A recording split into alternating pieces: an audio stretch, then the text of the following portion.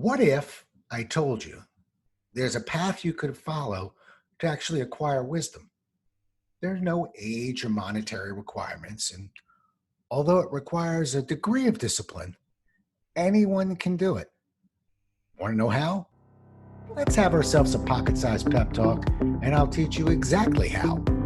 A Pocket Size Pep Talk, the podcast that can help energize your business and your life with a quick, inspiring message. Now, here's your host, Rob Jolles. When I was a kid, I remember begging my parents to buy me a journal. I really wanted that journal. I had dreams of capturing all sorts of private thoughts. I wanted to be able to even lock it up. I was relentless, deploying every trick in the book to convince my parents to buy one for me. And sure enough, it worked. My parents bought me a beautiful, almost real leather covered journal with a strap that slid into a lock and had a key, and I did lock that thing up. After spending more time playing with the lock than actually writing in it, I never touched it again. And that was the end of my brush with journaling. Until one day, many years later, I was telling one of my many tales from a recent business trip I had taken. A friend of mine suggested I write these stories down. I thought to myself, what I wouldn't give to read my father's thoughts when he was in the wheelhouse of his career. Perhaps this will give me a chance to offer these pages to my children someday. Besides, I thought, if I'm so blessed, perhaps someday when I'm retired, I can sit in a rocking chair, read these entries, and reminisce about a career I'm quite proud of.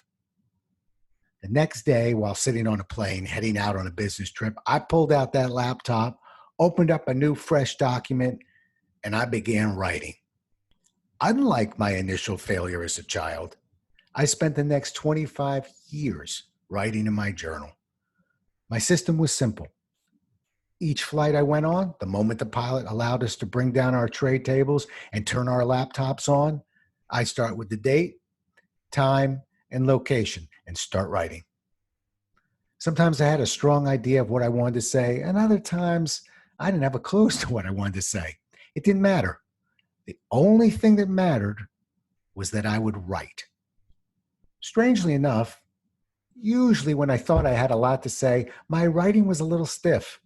My entries were a little shorter than I expected, and what I wrote lacked actual real creativity. When I had no idea what I would write about, my entries tended to be longer than I expected, and my creativity was high. At the end of each year, I'd print out and bind 3 copies of that year's journal. 1 copy I'd give my wife, 1 copy I'd send to my parents, and 1 copy I'd put in a file to save for that mythical reading in that rocking chair. Interestingly enough, I had one more rule that I took very seriously. No editing. I took this message so seriously, I kicked off each journal with this sentence. These stories were recorded as they happened, and you may notice segments with poor grammar and occasional sections that don't make sense. I write what I feel.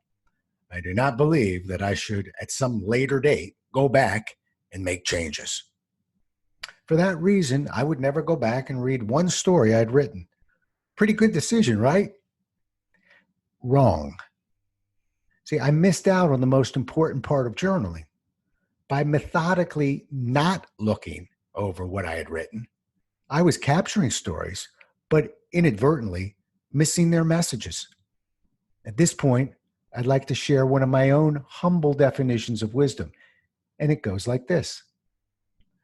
Wisdom consists of 3 things: success, failure, and a conscious knowledge of the lessons learned from each.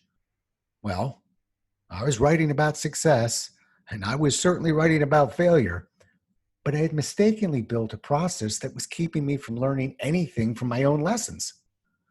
12 years after I began writing in my journals, I finally woke up. I went back and I read through every page, and not with an eye to edit or reminisce. I wanted to learn, and I learned plenty.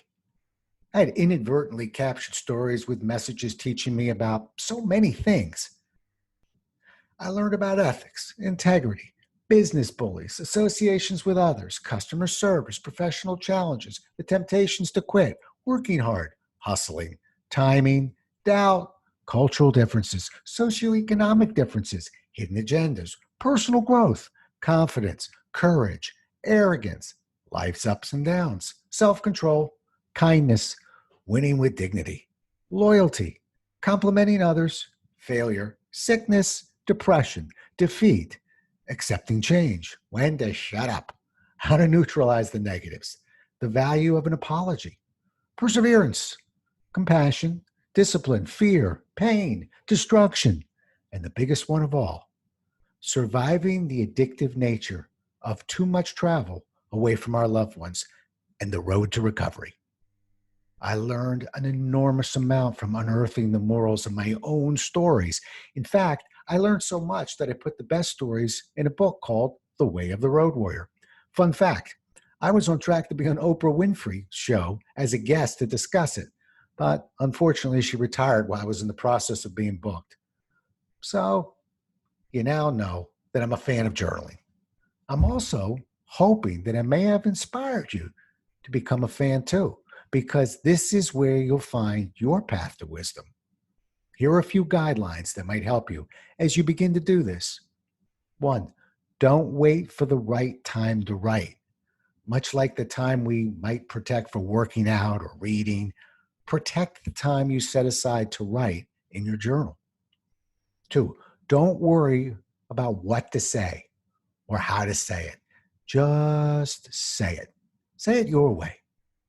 3, don't worry if you write 2 sentences, 2 paragraphs, or 2 pages. Just do it.